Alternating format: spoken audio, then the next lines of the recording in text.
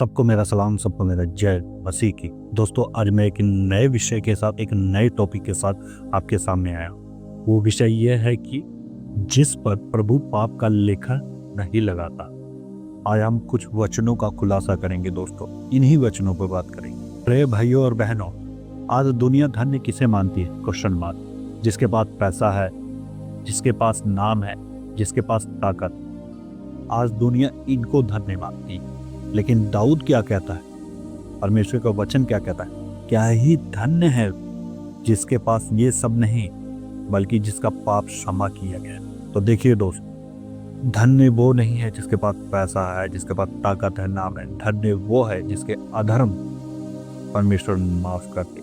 उससे बड़ा धन्य कोई नहीं है इस पृथ्वी। सच्ची धन्यता बाहर नहीं, अंदर से शुरू होती है मेरे दोस्त। हम एक वचन पढ़ेंगे, अध्याय 32 वचन उसका 1।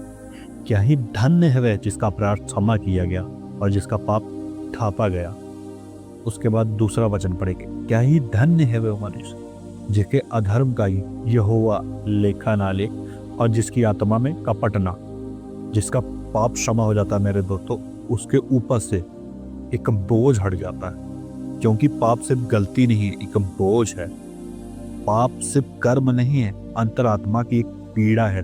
आपको पता होगा, दाऊद खुद पाप में गिरा था, लेकिन जब उसने स्वीकार किया तो परमेश्वर ने उसे दबाया नहीं, उसे वहां से छुड़ा दिया, उस पाप से छुड़ा दिया। तो पाप एक तरह की बीमारी है मेरे, वो ऐसी बीमारी जो अंदर ही अंदर आपको खा जाती है, आपको डिप्रेशन में डाल देती है, पर आप उसमें से छूट नहीं पाते। वो आपको अंदर ही अंदर एहसास दिलाती है कि आपने ये गलत कर दिया, वो कर दिया। इसलिए जितना हो सके पाप से भागें, दूर भागें, कोशिश करें पाप ना हो आपसे। आइए हम एक वचन को और पढ़ेंगे, नीति वचन की पुस्तक से, अध्याय 28 वचन 13। जो अपने पाप छिपाता है उसका काम सफल नहीं होता, और जो मान ले और छोड़ दे उस पर दया की जाए। जी हाँ दोस्तों, जो अपने पाप को परमेश्वर के आगे रख दे तो परमेश्वर उस पर दया करता है। यदि वो माफी मांगे तो परमेश्वर उसे माफ करेगा। यदि वो दोबारा उस पाप को ना दोहराए तो परमेश्वर उसे क्षमा करेगा और उसको दृढ़ करेगा दोस्तों। क्योंकि जब पाप क्षमा होता है तो नींद लौट आती है, शांति लौट आती है, जीवन हल्का हो जाता है। इसी को हम धन्यता कहते हैं। मनुष्य क्या करता है दोस्तों? पाप को छिपाता है, और परमेश्वर क्या करता है? उस पाप को ढांपता है। मनुष्य ढांपता है ताकि दिखे ना, परमेश्वर ढांपता है ताकि याद ना किया। हम एक और किताब की पुस्तक पढ़ेंगे, यशाया अध्याय 1 वचन 18। यदि तुम्हारे पाप लाल रंग के हों तो भी वह हिम के समान उजले हो जाए। और वो कैसे होगा मेरे दोस्त? यीशु मसीह के लहू से, जिसने हमारे पाप को क्रूस पे ले लिया, जिसने पूरे मानव जाति के लिए अपना लहू बहाया उस क्रूस, ताकि हम पाप से छूट सके। वो यीशु ही था जिसने पूरी मानव जाति के लिए उस पाप का बोझ अपने ऊपर लेकर वो क्रूस पर चढ़ गया, और हम उसके लहू बहाने उस अधर्म और पाप से जो हमने किए हैं छूट जाते हैं। जब हम ये विश्वास कर लेते हैं कि परमेश्वर ने हमें छुड़ाया पाप से और हमारे लिए लहू बहाया, जिसके अधर्म का यहोवा लेखा न।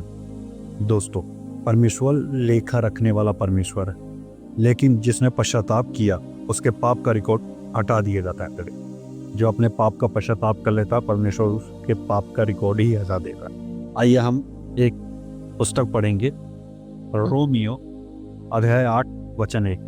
अब जो मसीह यीशु में है उन पर दंड किया गया।